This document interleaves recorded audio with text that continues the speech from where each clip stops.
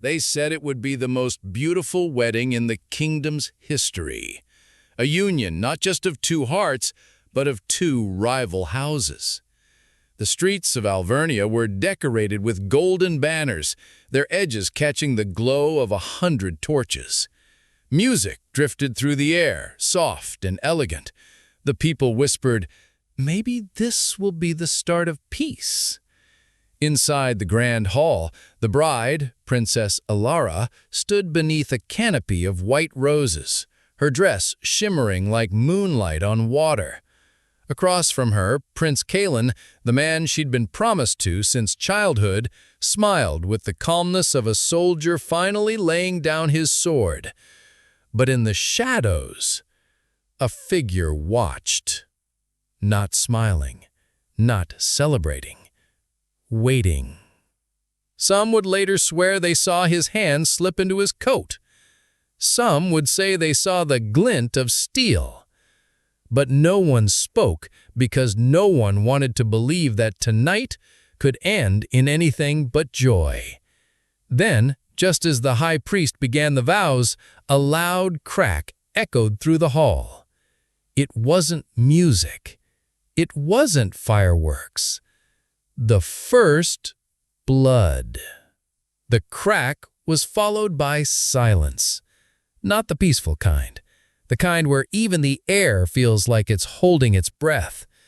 Princess Ilara's bouquet slipped from her hands. One of the roses hit the marble floor and rolled, staining the white stone with red. But it wasn't from the petals. Gasps rippled through the crowd as everyone turned to see where the noise had come from. The king, Ilara's father, was clutching his chest, his crown tilting as he stumbled back. "Father!" Ilara's voice shattered the silence. Guards rushed forward, swords drawn, their boots slamming against the floor in a frenzy. But in the confusion, more sounds erupted. Metal on metal, the scream of steel leaving a sheath, and then the unmistakable hiss of arrows slicing through air. 3 of them found their marks before anyone could react. A noblewoman crumpled to the ground. A guard dropped to his knees, blood blooming across his armor. The golden banners above swayed as if the walls themselves had started to breathe heavier. And in the chaos, a voice, deep, ragged, and full of venom, echoed across the hall. "Tonight, the kingdom dies." The fall of the hall. The chandeliers swayed, casting frantic shadows across the polished marble. Guests screamed, scattering in every direction, their fine gowns and suits turning into nothing more than easy targets. Arrows rained down from the balconies. The musicians' instruments crashed to the ground, strings snapping in a discordant wail. Someone knocked over the wedding cake, the white frosting smeared across the floor like shattered innocence. Princess Ilara's heart pounded as she dragged her mother toward a pillar for cover. Her father lay still on the dais, crown glinting under the trembling light. But she couldn't reach him, not with the assassins closing in. The royal guard fought desperately, but they were outnumbered. The attackers moved with precision, their black armor marked with a symbol Ilara recognized from forbidden history books, a jagged serpent, the crest of the Order of Ash, a cult thought to be wiped out decades ago. One of them spotted her. Through the slit of his helmet, his eyes locked onto hers, burning with recognition. He began to advance. "Run!" her mother whispered. But before Ilara could move, the massive oak doors at the far end burst open. A figure stepped inside, tall, cloaked, and carrying a curved blade dripping with someone's blood. The room seemed to shrink around him. He spoke just one sentence, calm and deliberate. "Your bloodline ends tonight, princess. The escape through fire." The words echoed in her skull. Before Ilara could react, her mother shoved her hard toward a side corridor. "Go!" she screamed, just as an arrow struck her in the back. Her scream caught in her throat. Her mother collapsed, blood pooling beneath the silk of her gown. There was no time to grieve. Shadows were already moving toward her. She sprinted down the passage, her slippers sliding on the polished floor. The walls rattled as fire took hold in the main hall, smoke curling through the narrow windows. Behind her, boots pounded against stone, growing louder. She turned a corner and nearly collided with Captain Dorian, one of her father's most loyal guards. His armor was dented, blood running down his temple. Without a word, he grabbed her wrist and pulled her toward the servant tunnels beneath the palace. But as they descended the spiral staircase, Dorian's voice trembled. They weren't here for the king, not just him. They came for you. Ilara froze. Why me? He hesitated, glancing at her as though weighing whether to speak. Because you're not who you think you are. A crash shook the stairwell. The assassins had found the tunnel. Dorian pushed her forward. Run, and I'll explain, if we live through the night. Whispers in the dark. The servant tunnels were narrow, damp, and smelled faintly of mold. Ilara's gown sagged on jagged stones as she stumbled after Dorian, her breath ragged. The deeper they went, the fainter the sounds of battle became, replaced by the unsettling drip of water. Dorian kept glancing over his shoulder, sword drawn. When they reached a fork, he motioned for her to stay quiet and led her toward a hidden alcove.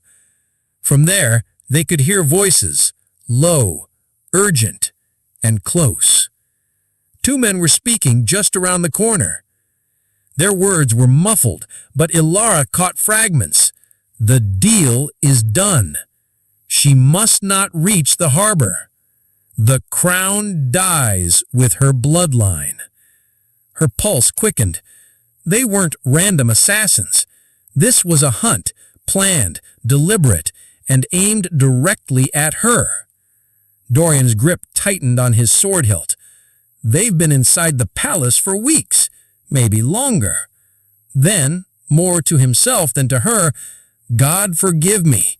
I should have told you everything the night your father found you. Ilara's heart stopped. Found me? Before she could demand answers, one of the shadowed figures turned toward their hiding place. A torch flared, casting light directly into the alcove. They had been seen. Dorian shoved her into a concealed crawl space, barely big enough to fit them both. The air was thick and stifling, the only sound her own heartbeat hammering in her ears. Outside, the men's footsteps drew closer. Then, a voice, calm and cruel, said, "Search every passage. The girl is worth more than the king's throne." The hidden seal. The crawl space was suffocating. Dorian's hand pressed gently over Ilara's mouth, not to hurt her, but to keep her silent, as boots scraped against the stone just beyond the wall. The assassins passed, or so she thought. A moment later, a sharp tap-tap-tap rattled through the wall inches from her head. It wasn't random. It was a pattern. 3 taps, pause, 2 taps. Like a signal. Dorian's jaw tightened.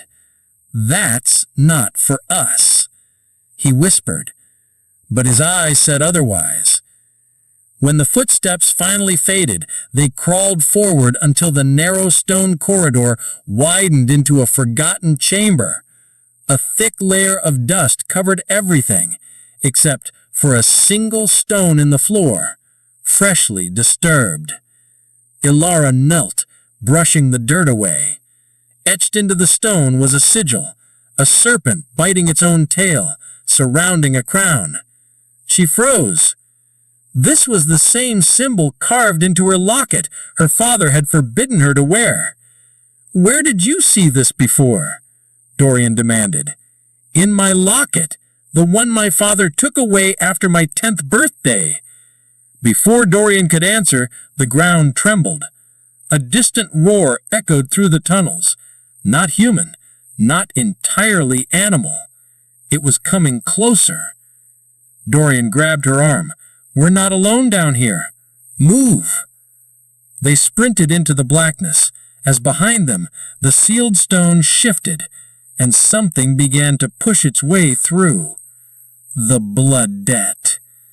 The tunnel seemed endless. Ilara's lungs burned, but Dorian didn't slow until they reached an iron gate half collapsed under its own rust. He shoved it open with a groan of metal, and they slipped into another chamber. This one was different. The air was warmer, heavy, and alive. It carried a low vibration,